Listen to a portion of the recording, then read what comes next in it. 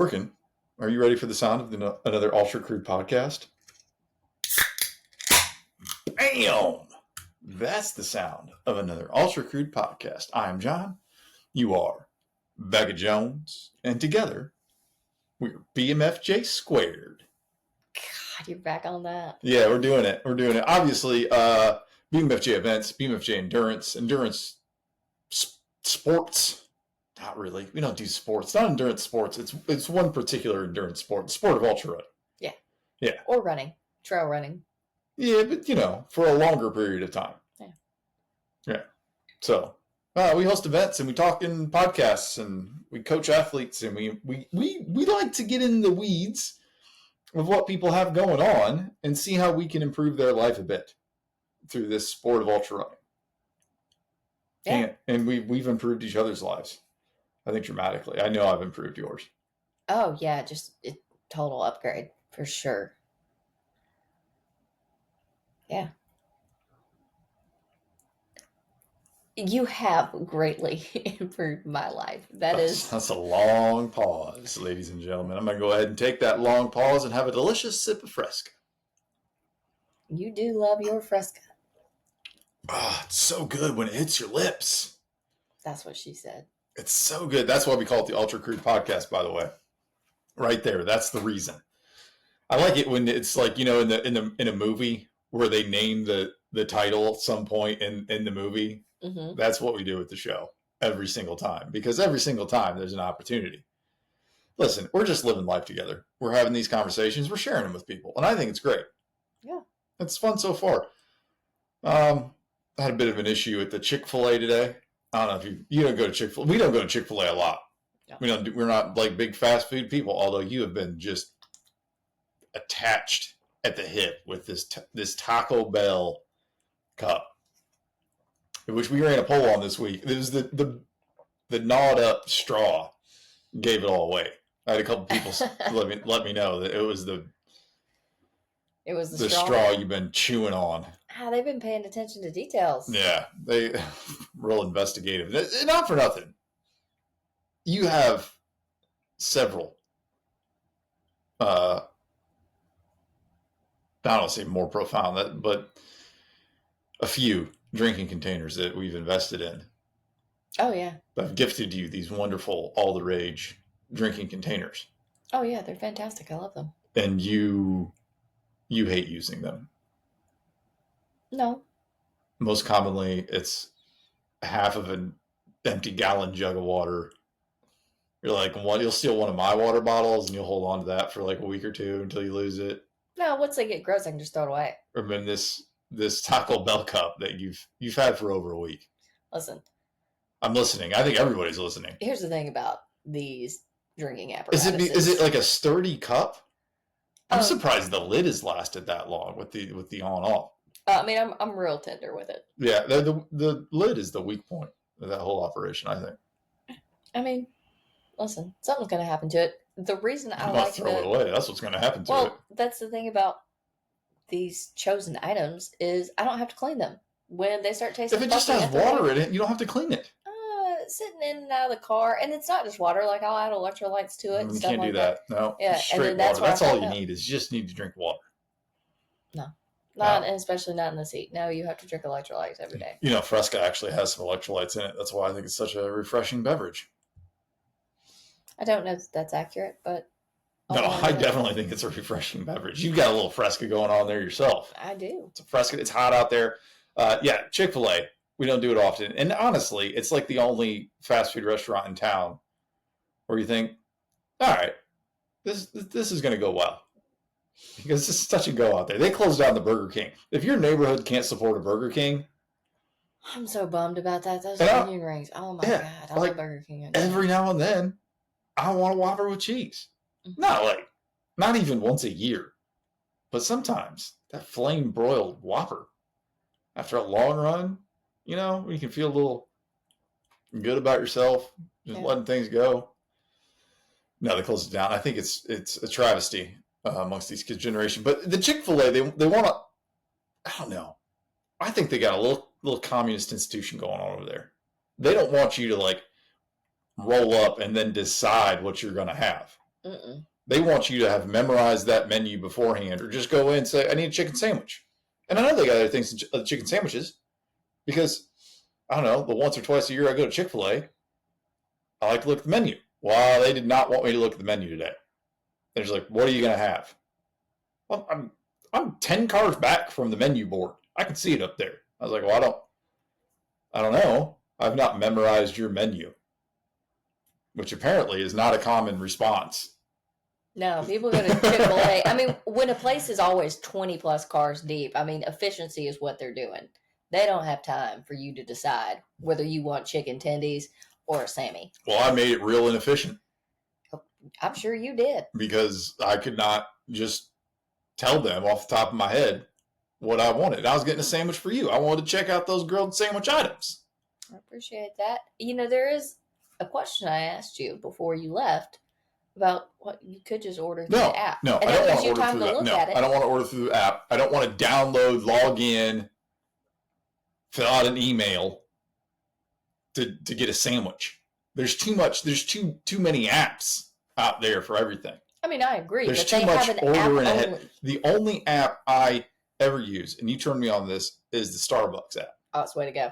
Because I've yet to be an efficient Starbucks. That's not a franchise that's running on efficiency. No. And I like to, every now and then, get a coffee at work. And if I order the coffee through the app, I can just walk on down the block of Starbucks. It's sitting right there, and I can go ahead and just walk in, walk out. I don't got to talk to nobody. I don't got to say thank you. I don't have to have like this awkward tip interaction where I'm denying your tip right here. If I'm standing up, I'm not tipping you. That's my new rule. Yeah. I think it's pretty universal. If I stand up to order, there's no tip coming your way. I don't disagree with that. That's the only app I use. And I still don't like it. And I probably would not do it anymore. But it used to be, if you just got coffee, like regular coffee, because that's what I'm going to get at the Starbucks, they would just turn around and then like fill up a coffee cup and then give you the coffee. And they don't do that anymore. Now your just order goes in the queue with all the macchiatos and the frappuccinos and the you know. That's because they're inefficient. Yeah, so that's the only time. But anyway, I caused a little chaos in the drive-thru today because I wanted to look at the menu. God forbid. Yeah, God forbid. I could just screw up in a different America than we have right now. Simpler times where you just wait. Yeah. Everybody just waits. But they've tried to make it so efficient that it became very, very inefficient today for about 5 minutes. You let them know they have a flawed system. No, I didn't let them know. I was very polite. I was like, well, I don't know. I'll just look at the menu when I get up there. And then they didn't want that to happen either. They just kept following me. You know what you want yet? No, I haven't seen a menu. Nothing has changed in the 30 seconds. Like, well, do you want to look at the iPad? Not really. No, it has all the options. Well, it doesn't have all of the options. Like maybe in your Chick-fil-A language it has the options, but you translate that from the common man with the menu board. One girl had like a laminated menu. Yeah, they didn't have those.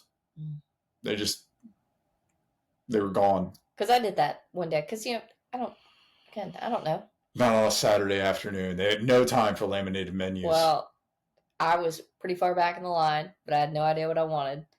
And I was like, oh, man, I'm going to screw this whole thing up. There was a lot of pressure. I was kind of freaking out a little bit. And I was like, nah, I can handle this. I got time. Anyways, the girl was like, do you know what you want? I was like, absolutely not. No, I don't. Nope. And she had laminated menus on hand, handed me one of those things. I was like, this is fantastic. Thank you. And then I looked, and then she walked back up to the car, and I told her what I wanted. So, obviously, I didn't see any laminated menus floating around. Yeah. They didn't bring them out. So I didn't have that luxury. This was post long run this morning. I went for kind of a mid long run. I think 12 miles is just barely a long run. Yeah. But we got it done. You joined me for 4 miles. Mm-hmm. How was that, Miss Jones? It was real hot. It was hot. After yesterday, all the mowing and weed eating and us being out. Yeah, being real country out there, working on the land. Yeah, it was. Cleaning up the farm. It was hot, but it was fun because we were live streaming it on YouTube. That was a good time. Got that going on. Yeah. And there was a lemonade stand. There was a lemonade stand. Which is adorable. I saw it because I'm running this same loop, getting ready for the Tour de Jean Big Dumb Run. And I saw it on loop 2. They had a little lemonade stand going on over there, which is just, it's so America. Oh, yeah. I love it. And I was like, oh, man, I got to stop by and get a lemonade next time. Support this little child out. And then I thought, now, if you just run these 2 extra miles, you can bypass the lemonade stand on the second loop. And that's probably not the right way to go about it. Yeah. But then you joined me, and we committed to the lemonade stand. It was... And it looked like a lemonade blockade by the time we got there. There must have been 15 people there standing and getting lemonade. Mm-hmm. Like, she was running out in traffic getting cars. It was in neighborhood. It's fine. But it was a whole thing. Well, they've added those speed cushions, so they're really slowing them down. I don't mind the speed cushions so much. I mean, it is inconvenient, but I guess I don't care all that much in that neighborhood. Yeah. It's not part of my daily commute. If I had to drive through it every single day, I would be really irritated. But we got the lemonades. We got lemonades. Incredible value. And that's the other thing. This was part of my dilemma, is I don't know how much the lemonade is. And I don't want to roll up with $2 and they're charging $4 or $5 for a lemonade. And then I look like, now I can't get a lemonade. Now I look like a schmuck. Yeah. But it was $2 for a glass of lemonade, and it was a giant glass of lemonade. It was huge. It was like a 16-ounce glass. Yeah, and it was quality lemonade. You can tell it was homemade. They asked if you wanted ice or not, which we forego the ice. I do not like ice. You don't like ice? I didn't really need the ice. That's extra. Give me all the lemonade.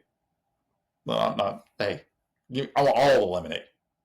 I want you to cut it with ice. What am I to do with ice? I'm out here running. And they had cookies. They did have cookies. Which was the upsell. And the cookies were only $1.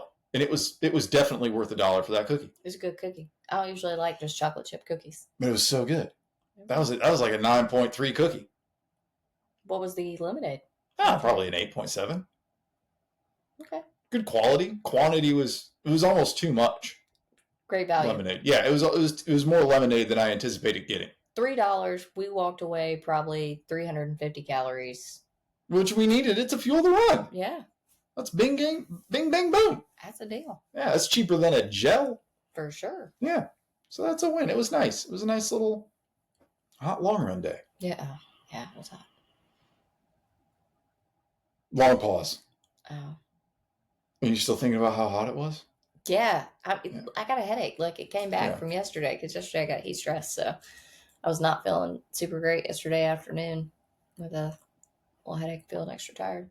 Well, obviously we've teased this up. This is not a regular scheduled recording time. Normally we record and just send it out. Yeah. Today we're recording and then we'll send it out at the normal time on Monday. Oh, we will? Yeah, why not? Okay, cool. They won't know until they listen. Oh. Okay. Now that we've told them, they will know. It's all right. Listen, I'm heading off into the woods tomorrow. I've inundated you with my packing, which I got to be honest, is probably one of the most annoying things I do to you, I'm sure. Oh, it's definitely up there. There's no doubt. Is it the packing questions? Yeah, because I don't care. About me? No, I do care about you. And what I'm doing. You know what you need. You have done it. I don't care. And you know how, like, you jump my shit and go, oh, you're just asking me, or no, you just now know everything about this one thing, like blah blah blah blah blah blah. Have you even read on this? If you touch this, do you know? When is that? When have I ever said that about what topic? When I like mushrooms? I don't know jack about mushrooms. No, just I very quickly form opinions on things, whether I know anything about them or not. Immediately, yes, and a strong opinion. Yep. Except when I ask you a question about like what gear I should bring, you're like, I don't care. Well, I answer. You got no opinions about that. I answer, and then you just keep talking to me about it. I gave you my answer. I am done. Because it's not that simple. Then talk to an expert. Take in all the factors. I did. And I went, I made a decision. Leaders make a decision and move forward. I think leaders need to have all the information to make an informed decision. Well, when you give me the information up front. The information is I can either take this sleeping bag and carry an extra pound or a half a pound and possibly be too warm, or I can take this quilted blanket, save weight, and possibly be too cold, or I can take my sleeping bag liner, save the most weight, and likely be too cold. So, do you need to repeat that to yourself out loud to know what the best option is? I still don't know. Or what we would tell someone? What would you tell someone? And then that is the best option. I have decided I'm gonna take a sleeping bag. But I wonder if I need it. I think I'll need it because the low temperatures are like mid-60s. But where we camp is cooler. Yeah. And I was cold last year. Yeah, you were. I was freezing cold last year at the pack line. I'd use an emergency blanket. But that's the other thing is I'll still have the emergency blanket. If I get cold, I'm not going to be like freezing all night. I'll warm up. You know, here's the thing about getting hot when you sleep.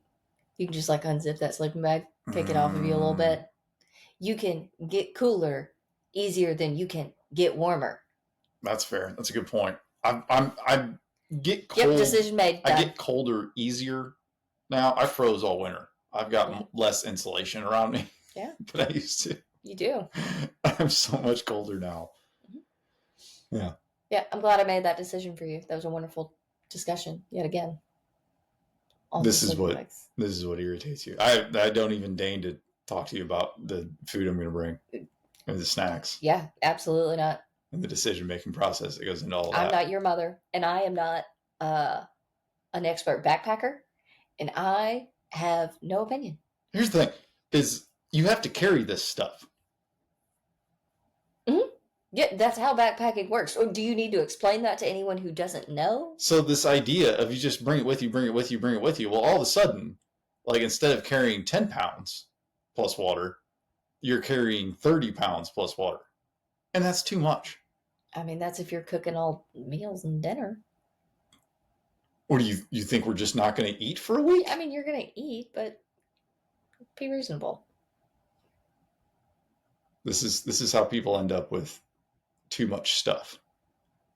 I'd rather have too much than not enough. I gotta be honest, I would rather have just barely enough. Just barely. Another reason why you don't need to discuss your plan with me, because we have two completely different approaches. We should go backpacking. I want us to do backpacking. I do too. Why don't we? You don't have the time. Never have the time. We don't commit to it. No, we don't. But anyway, so I've been leading this trip. I think I've led it 4 times, maybe 3. I've been doing this for a while, and it's really, I don't run a race every year. And I think in this sport, everybody kind of has like a traditional race they do every year, and maybe they use that as a measuring stick. I'm not a big New Year's Day resolution reflection guy so much, but like this kind of gives me pause. 1, because it was a significant event in my life, and 2, it's halfway through the year, but it's always a good reflection. There's time out in the wilderness to reflect, which I think is awesome. And it just kind of puts everything a little bit in perspective for me, where I'm at currently, where I was currently, where I once was, because I am not a camper. I am not a tentist. If you ask me to go to the state park and camp, drive up, pull stuff out of the car, and then sleep next to it for 1 night or 3 nights, the answer is going to be a firm no. I am not interested in that at all. Like, the car is right here. Let's just get in the car and either go home or go to a hotel. There's got to be other accommodations we can have. But backpacking, a little different. I enjoy that. It's a lot more secluded. There's a definite point A to point B. Like, once you start, you kind of got to get out there and get it going. Yeah, I mean, if everything goes well.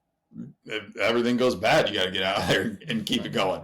Like, either way, you got to get it going. And I was asked, I think the first time I heard about the Appalachian Trail, I was in college. My buddy's like, I want to walk that someday. And then, I was like, that sounds really cool. And then not really even understanding what it was. And never been backpacking before. But I was asked kind of like last minute to lead this trip 4 years ago. And I remember very, very clearly, like, there's no way I can do this. There's just absolutely no way that I am equipped enough to take a group of people out into the backcountry as an instructor and lead them for several days. And so it's nice to think about how far I've come as an individual. And obviously I'm in better shape than I was then. Quite a bit. Like it was brutal. And I almost didn't go. Oh yeah. Like after I committed to going, like I almost didn't go. Like it was hard to leave town. Or you were having a meltdown. Oh, I was melting down. Definitely melting down. Getting in the car and driving away. And then everything calmed down. I got there. We did a pre-trip. Everything was great. And I remember there was a moment. It was just me in the cabin the night before with, I think my other instructors went off to get dinner or something. And I was like, I got to leave. Like, I got to go now. Like, we'd done all of the pre-trip. And I was just like, you got to get out of here. Like, there's no way you can do this. Like, just that giant ball of anxiety and nervousness and like knowing that, hey, this is what you should probably be doing, but not prepared for it. And so I went to bed instead. I was like, just go to sleep and you'll be all right in the morning. What happened in the morning? No, we led a backpacking trip. It was great. There you go. I mean, it was rough. Got turned around a couple times. We hiked up this one fire tower and then turned around and caught a side trail like a mile and a half right back down to where we started. Mm-hmm. So that was kind of lame. I was like, all right, I'm just going to turn around and go right back up. There you go. All right. But it all worked out. And even like, the start of day 2, that first morning, like putting my boots on and walking around camp, I was like, no way. There's no way I can do this. But at that point, you don't really have any options. Oh, no, you're in it. Like, oh, yeah, I was in it. Like, there was nothing I could do. Yeah. Like, there's an exit plan, but there isn't an exit plan that you can call unless something catastrophic has happened. Yeah. Like, you got to suck it up and move. So that's what we did. And it was great. And, better the second year, great last year. I'm looking forward to a good trip this year. We'll see what the weather does. Yeah, hopefully it's good. It always rains. Not a big fan of the raining so much. Oh yeah, no, camping in the rain sucks. Yeah. Pack it up, go home. No thanks. Well, if you're right there next to the car, that's exactly what you're going to do, isn't it? Yep. Fuck this. I'm out, bitches. Yeah. But there's no car out there, so it's just a backpack. So you're right where you're at. But it's it reminds me that I am doing what I'm supposed to be doing and I'm where I'm supposed to be. Yeah. And I think there are a lot of individuals out there. I know there's dudes out there. Listen, I don't know what is going on, but dudes are hurting. And I don't think we talk about it. And I don't think we're acknowledging it to the extent that we should. Yeah. As a society or just as people and as ultra runners. Like, there are dudes hurting. And I've been one of those dudes. I'm often one of those dudes. And a lot of it, I think, just has to do with purpose and either not being in your purpose or looking for purpose and not knowing what it is and trying to find it in other avenues. And we, there's so much, I think, that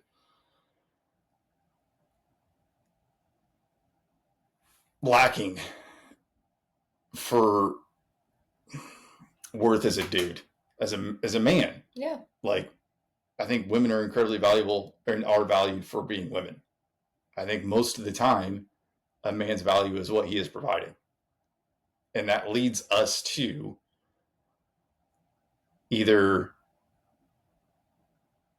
acknowledge that we're not providing in the way that possibly, or we're either told that we're not providing the right ways. And so that causes a whole set of issues, or we just chase this provision thing materially. It's income, and it's titles, and it's achievements. And that just both of those responses make that problem much harder to solve. Mm-hmm. There's not a lot of internal value that comes with that if that's your base. Anyway, that's kind of aside. But I think finding your purpose can be really difficult to do. It's taken me a very, very long time to do it what I've realized that comes through a lot of patience. You have to fervently ask and seek that thing out. And then you have to wait for it to come. And, I look back and that opportunity was years and years in the making. Mm-hmm. It was being formed before I even knew it. And it's not a destiny thing. It is there's groundwork and experiences in my life and people that I have met that have created this path for me. But it's just not going to happen instantly because I want it to happen. Like, I have to first seek it out. You have to be asking yourself that question. And I think that's a hard question to ask. It's an uncomfortable question to ask because we want to already be in it doing everything we're doing. Mm-hmm. But you have to fervently ask it. And then you have to just wait and wait and wait and wait years. And I know that even now, I'm still in a position of waiting for what that is. Like, even though I'm doing the things that I think are good and are for me and for us and are moving us forward, like, there's still this waiting for what's coming. Yeah. I will say, for my place, it can be a bit draining and frustrating. Sometimes it requires an immense amount of patience and trust and faith. And you have to take the wins and things that remind you that you are walking your path and your purpose. And or you have to acknowledge that you're not. Oh yeah. 100%. Yeah. Like, if you zoom out and you look at what you're doing day to day, you have to acknowledge that it is not serving you in the future. That what you're doing today isn't going to help you tomorrow. Yeah. Well, and that's not just like when it comes to, I don't want anyone to think that your path or your purpose has to do with just your job. Like, there are some times where you have to work a job. Yeah. You've got to do that. And we have taken a different path where, I mean, most of everything 100%. That we do, most of, not all, is engaged in building our future and walking on that path. And, we still have a lot of ways that we can grow and do that. But, some people are not meant to be entrepreneurs. Some people are not meant to work for themselves. So, they have to structure that mm-hmm. outside of company time. Yeah.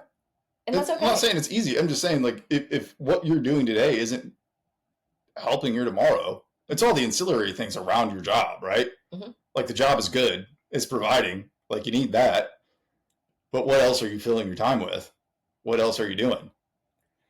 See a lot of people say, well, I don't have time to do this, or I don't have that, or, you give them a training plan and they go, oh, sorry, I haven't been able to do this. Everything's just been so busy. And hey, I understand things get busy, but you have to, prioritize yourself. You have to prioritize your goals. You have to prioritize future you. You have to be growing as an individual. Yes. You have to prioritize that growth. One of the things I want to say when someone tells me, I haven't had time, I want to go, look at your screen time on your phone. Your phone tracks how much time you're sitting there staring at that fucking screen. So when you tell me you didn't have time and it comes up 8 or 14 hours worth of scrolling time in that week, get the fuck out of here. And I don't mean that like mean. It means you aren't prioritizing your goals, your family, or whatever that goal is. We all have the time. We typically just do not use it wisely. Yeah, and it's hard. Like, and I'm not saying that. And I'm super guilty of it. And I have found myself using, oh man, I've just been so busy. No, you have time to look at Instagram reels. You have time to do to food prep or do the things that are going to make you successful. And everyone has 30 minutes to an hour a day. They do. You have it. It's there. Doesn't matter. You can figure it out. Now, maybe that's later in the day, or maybe that's spread throughout. But it's those are the things that are going to move you in the direction that you want to go. Yeah, and this is so weird because I so hesitate to like say, hey, this is the step-by-step plan, but this is the steps that it looks like in my life when I have looked back and I understand where I am now, and I know I don't know where I'm going to be, But I know when I get to that next point, I'll be able to look back and I will have done these things. So fervently ask, patiently wait. And then you have to say yes. And you have to say yes to things that are not comfortable. Yes. You have to say yes to things that are outside of you, what you have built and your ability. Like, I said yes to lead a backpacking trip without the qualifications to lead one, from my perspective. And this is several times in my life I look back and I know, and that's why I know this is true, because in the moments where I have had the most growth and the most opening and the most opportunity have come from saying yes to very obscure things. Like, I had a dude call me and ask to go to Nicaragua that I had not talked to in 5 years. I had not seen in almost 10. Called me out of the blue. Hey man, I'm putting a group together. We're taking a trip. We're going to go to Nicaragua. Do you want to go? It was in that season where I was fervently asking and patiently waiting. It was a mission trip too. It wasn't like a party thing. No, it wasn't a party thing. That's not me. I think people know. Yeah. We weren't going on spring break. But I was sitting there, for months. Like, what, I got something. Like, this isn't it. I know this isn't it. Like, what's going to move the needle? Like, spinning my wheels. Phone rings. Hey, do you want to go? It wasn't even, hey, do you want to go? It's like, hey, I want you to go. Will you? Yes. Yeah. Immediately, yes. And not wanting to go. Like, it was so outside of my comfort and my normalcy and what I was trying to build all on my own. And in the season of life it was polar opposite. Yeah. But it was in that moment, you just go, yeah. If you're sitting there wanting something and you're waiting for something to come along, and then somebody asks you to do something, or you are given with an opportunity, whether that be a trip, a job, a vacation, a volunteer opportunity. Hey, will you walk this dog? Say yes. Yep. And I don't, and it's not just saying yes to everything. Like, hey, do you want to go to the bar? No, this is what I've been waiting on.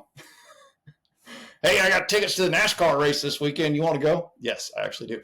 But like, it's not just say yes to every single thing. But if it's something that pops up where it makes you feel uncomfortable, if it makes you question your ability to do it, if it's going to require you to be more than you are capable of being, if it's going to stretch you to what you think is your limit, say yes. And that's why I think this isn't that hard for people that are ultra running, because somebody says, hey, you should run 50 miles. Do you want to do it? They go, yep.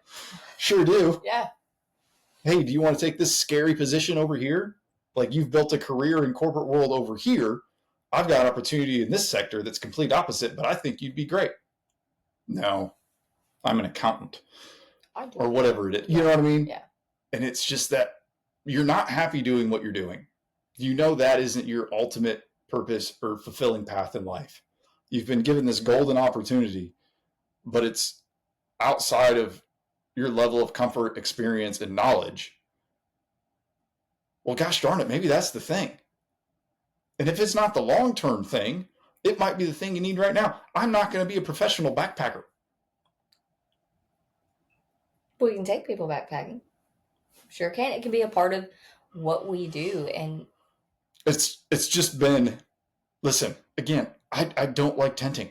Oh, I know. There's so much about the backpacking that I don't like doing. Like, I don't want to hike in the rain so much. I don't really want to sleep in my tent. But all of those things are so fulfilling when you're doing them and you're leading a group and you're with people and you're out there and you're exposed to the creation and you're in an area you just have no control over what's happening. No. None. And stripping that down and saying, hey, you exist and you exist in the world around you, and you can't control it, because we control so much of our daily lives. And part of that's good. I'm very grateful that we get to control the temperature inside of our home, because it would be really suffocatingly miserable if we couldn't. But that's the level of control we have. Yeah, there's very few aspects of our life that we don't have control over. Like, we can almost have control over how long we wait in line with all these apps that you can order. I ain't doing it. I'd rather wait in line. I grew up in a different America. Yeah, I mean, you really do make some wonderful points on that. And And I think a small adjustment someone can make is saying yes to being uncomfortable, a superpower. Like one of your greatest assets is, oh wow, that makes me uncomfortable and scares me. Yeah, I'm gonna go do that. This is probably something I should apply to when I'm running. Yeah, definitely not gonna argue that, because that is something I do apply when I run. How many times have I gone, oh God, I don't want to do that, it's gonna be miserable. All right, and then I go do it. Or I've been intimidated by some things, of course. And what we've got coming up now with Ure, like that's really, really scary. And Eric said something because he was asking how I was feeling, and I was like, I'm basically excited to get out there and see what I can learn. Like, I'm just open to learn, and I'm gonna apply what I know, and that's it. Like, I've never been in the San Juan Mountains. I've been at altitude, but I don't know what's gonna happen in something that rugged, that remote, that different, and it's scary. And this is like a big investment to get out there, and us time off work, and there's just a lot.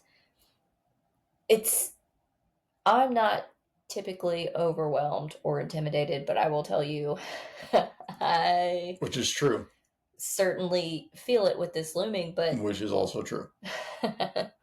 Yeah, but I'm all right. But that's a really good thing. Yeah, I'm excited to be challenged. And just like me stepping off and leaving the country, or me stepping off and leaving a backpacking trip, it's just the starting that counts. Yes, that's it.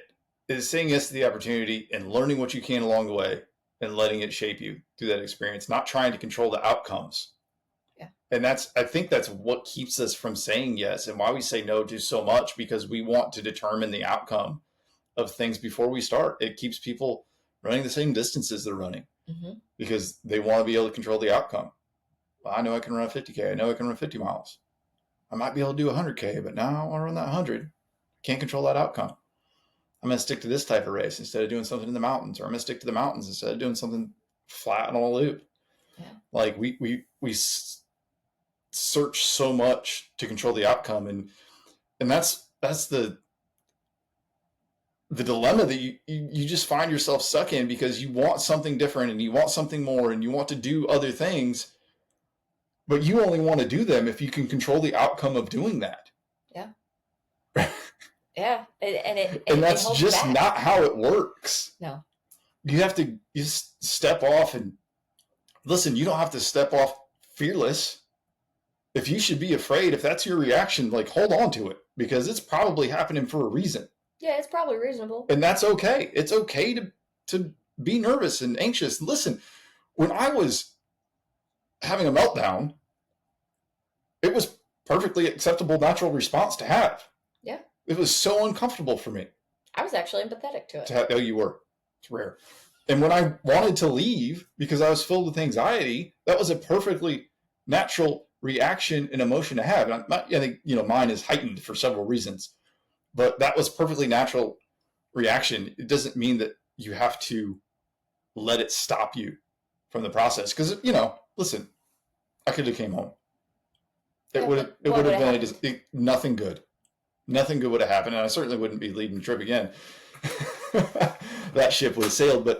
And that's where this other part of the equation comes in, is listening to wise counsel, which can be hard, because not all the time you have people in your life that will speak truth to you and speak words of truth into you. And those can be exceedingly hard to find. Oh yeah, you need some real people. If you need somebody, listen. If you need somebody to tell you the truth, maybe not kindly, but because I care, I'll holler at your boy. Like, listen, if you're a dude out there that needs a dude to say things that are true, I'm your guy. I'll do it. But it's also in those moments that people have told me things that were true that I did not see, or refused to see, could acknowledge that they were there, but refused to accept it for myself. And I say you have to listen to wise counsel, because a lot of times people we listen to, just, they might not have our best interest in mind. No, or they're just kind of yes men, and they're there to to make you feel better about what you're doing or what you're going through, rather than telling you that, no, you're the problem or this is what you need to do. Telling you those hard things like, hey, you're on this repeat self-sabotage loop. You need to get over your shit, pack it up, like whatever that is. And it's, I think it from the perspective of not even so much of like, hey, you need somebody in your life to call you out on your bullshit. You need somebody in your life to call you out on the truth of your character and who you are. Mm-hmm. Like in these moments where you've said yes to something and you're saying yes, and even you have all these questions around it, and you have all these feelings and trepidation. You need those people or that person to come in and say, hey, listen, I get it, I understand, but I believe in you. I asked you to do this because of who you are. I understand you got all this other junk going on. Listen, I'm not blind to who you are as a person. Mm-hmm. Like I can see all the bad attributes that you see, but I'm able to see the truth in you that you can't. And sometimes we use all these bad attributes and bad behaviors as a cloaking mechanism to shield ourselves, and we put walls up, partly so people don't ask us to do things that are incredibly outside of our comfort zone, even though they're good for our character. Yeah. But sometimes you got people in your life, like, crabs in a boiling pot, that just want to pull you down, and they want to pull you down not maliciously so much, but they're not on the journey that you're on. No. They're not seeking out the things you're seeking. Yes, and that's something I wrestled with a lot when I completely changed the trajectory of my life. Mm-hmm. Yeah, I'm sure. 16 years is still wrestling with it. Yeah, and there are times that I still love some of those people, but it's nothing different. But like when you look at where some folks are, it's like you're still doing the same damn thing you were doing 10 years ago. Yep. I can still find you at the same place at the same time. And, on occasion, I want to pop in and hang out and blow off some steam or just relax, whatever, and laugh and, go down it. But, like, me and one of my friends have talked about, like, I ain't reliving the good old days. They weren't that fucking good. No. Like, and that's the thing. And a lot of people still like to live in their good old days, or what is their comfort, and we're just not about it. Like, no, vision and goals and where you want to get in life. And for a lot of years, I listened to people talk about, oh, well, why I used to, or one of these days, and that those two trains of thought will drive me insane. One, I was trapped behind a bar having to listen to it all the time, and I just watched people. It's amazing how wise people are on a bar stool. Oh my god, smartest people in the world, right? And some actually, some were, and some were great. Hard life lessons. That's how they got there. 100%. That's not wisdom; it's experience. There's a difference. There is, and I don't discount either. But it's hard to watch people continue to keep themselves down and keep themselves not believing in themselves. I mean, Yeah. that's it. That's why you watch people struggle with so much. I'm not going to say just sobriety or other things, but not just that, many other things, is they don't believe in themselves and they don't see the good that is there, and they don't pursue that. Well, and it's just inherent value and where you pull your value from. And I think if you've been told that you're not valuable long enough, you believe it. Yeah. And that's just a sad, sad truth. And that, I mean, it's not true. You are valuable, but the sad reality is that you've been told it long enough, you believe it. And, I've been in those spots. I look back at the nonsense. I lived for a decade or more. And I go, what the crap? Like, and I know no dudes are still out there doing the same thing. I'm like, man, you're 50. Uh-huh. Like, really? Like, really? What was cool when we were 20 ain't fucking cool now, pal. No. And that's universal. If you're living the same life you were living when you were 22, 23 years old, 10 years later, 5 years later, we're gonna take a hard look. Yeah. we're still works in progress. Oh, and absolutely. still will be. So don't think we're I'm not working on anything. being, But no, but the reality is just that's just the truth of it. That's if you're doing the same thing 10 years later without this process, without even this hope, without even this idea, without even this intention of, I know there's something else out there. How do I get there? You're going to be doing that same thing in the next 10 or 20 years. yeah. Like, Change is scary.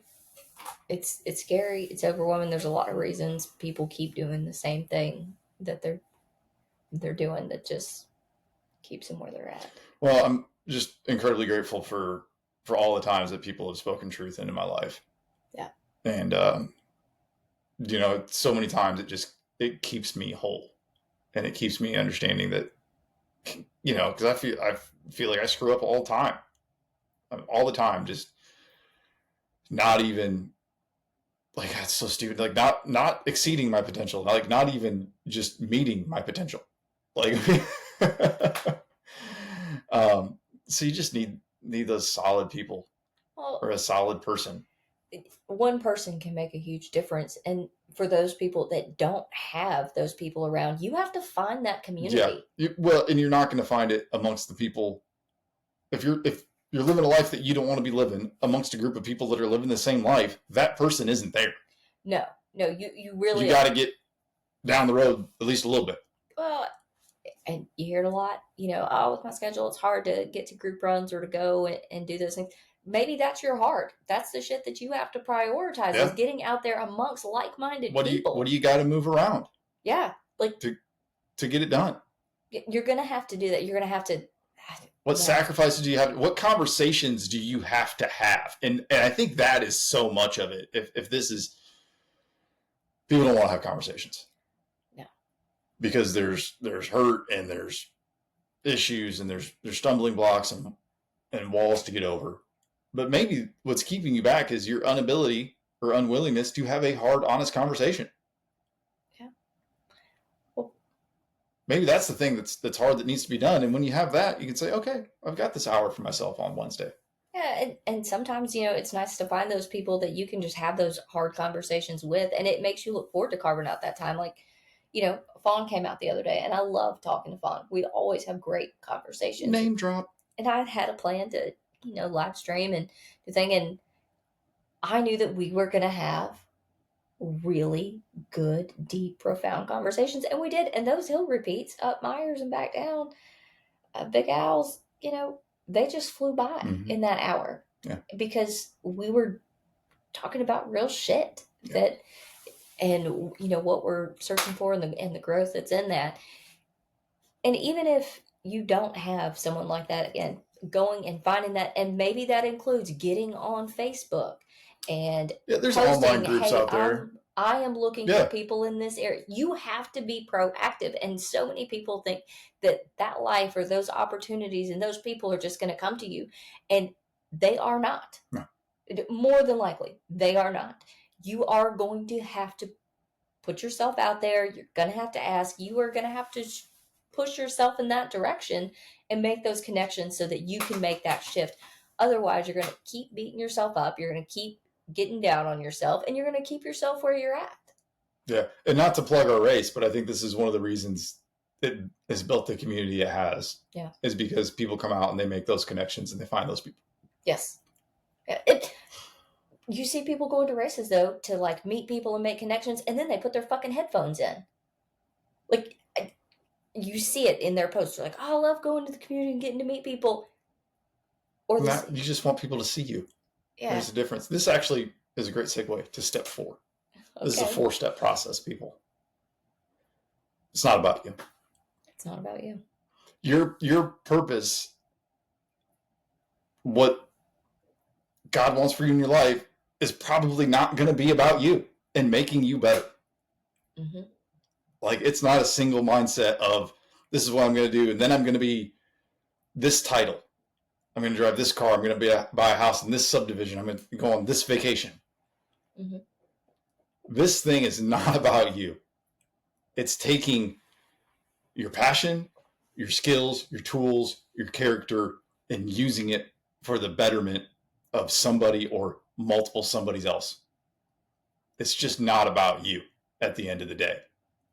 Like, you wanted to live stream for a community. Yeah, I want people to be able to join in or something. Yeah. Which is awesome. It's also, that's not about you. That's about the people. But your plan to do that was put on hold because somebody else wanted to come and run and talk. Yeah. It's not about you. No. You know what I mean? Like, all of that conversation you had, all of that growth, all of that counsel back and forth, all of that, open ear would have went nowhere had you said, oh, cool, come out. I'm going to get this live stream going on because this is my thing.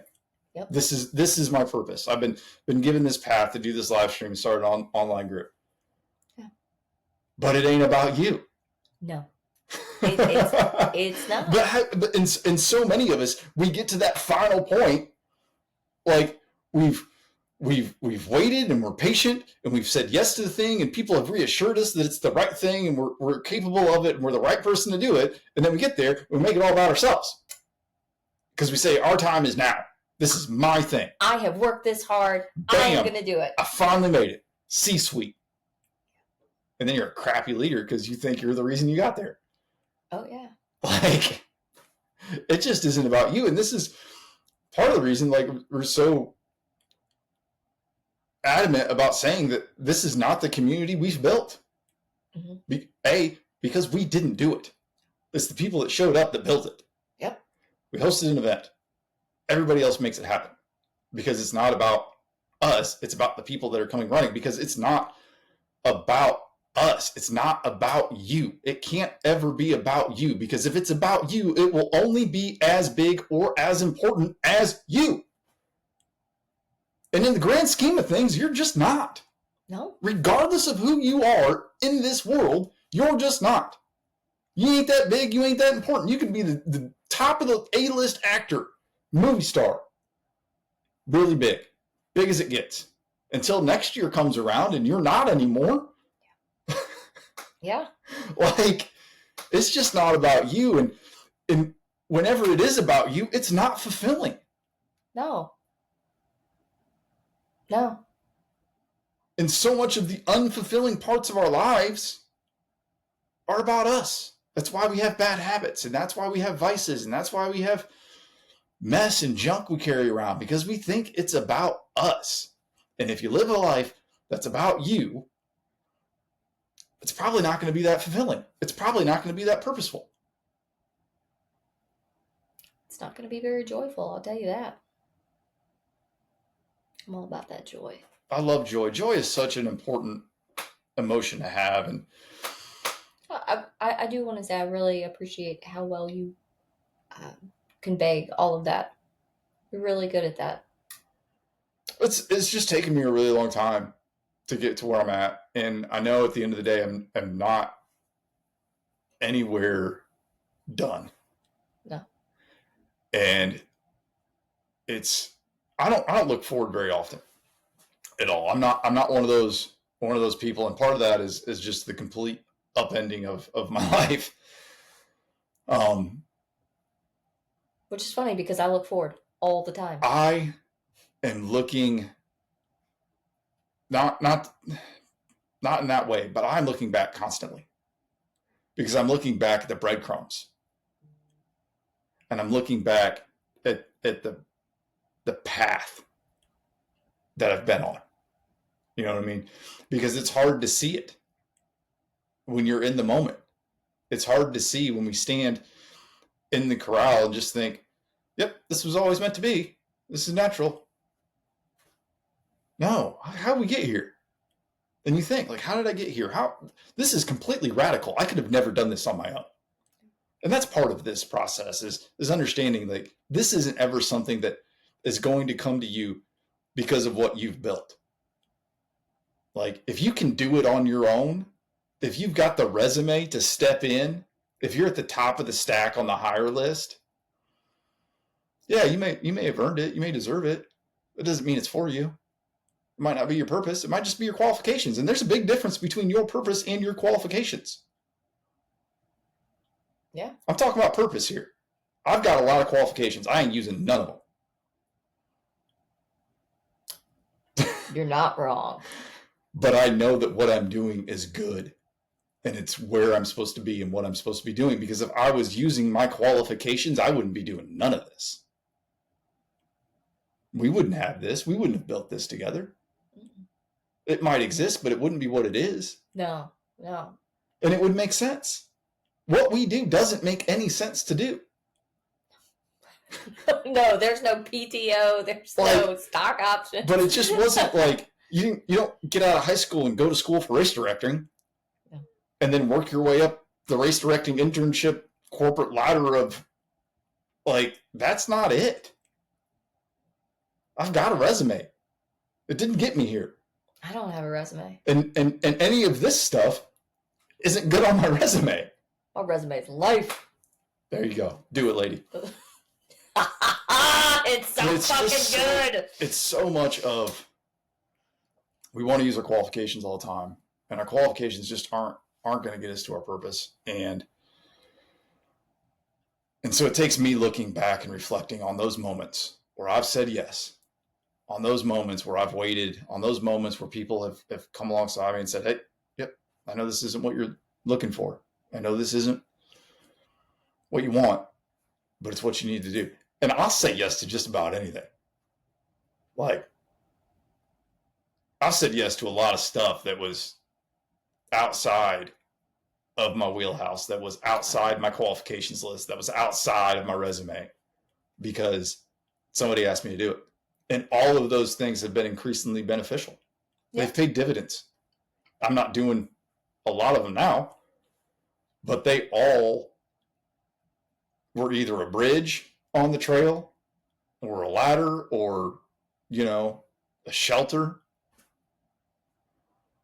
And so that's when I look back at those things, and that gives me so much security about not knowing what's coming, not knowing where this path is going, not knowing what the end goal is. Well, you cover the back, I'll cover the front.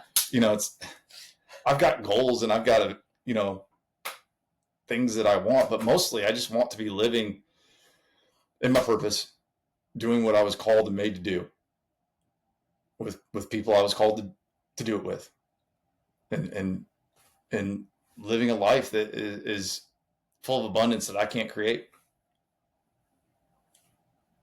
So if you're interested in that, you got to wait for it. You got to wait patiently. You got to ask, you got to be searching. You have to say yes to those things that you don't want to say yes to. You've got to listen to wise counsel when it's time, and you got to understand it's probably not going to be about you, and it shouldn't be. That's the advice. That's the 4-step plan. Yeah. Hesitant to give anybody life advice in 4 steps on success, but that's about as far as I'll go. If you want to know if you're doing what you should be doing, and it looks like a resume, if it looks like rungs on a ladder, like you got there, you made it, maybe that's not your thing. It's not to say that you shouldn't also be doing that or shouldn't be doing that right now. But maybe it's not what you're going to be doing in 6 months or 6 years. I don't know how long it's going to take. But there's possibly something else out there for you if that's something else that you want. I think you articulated that very well. Well, thank you. I try to articulate things. Listen, I got to finish packing. You got anything else for him today, Miss Jones? No, I think you really delivered that well. Pretty spot on. All right. Well, we'll catch you next time on the Ultra Crude Podcast. All right. Thanks, everybody. Bye.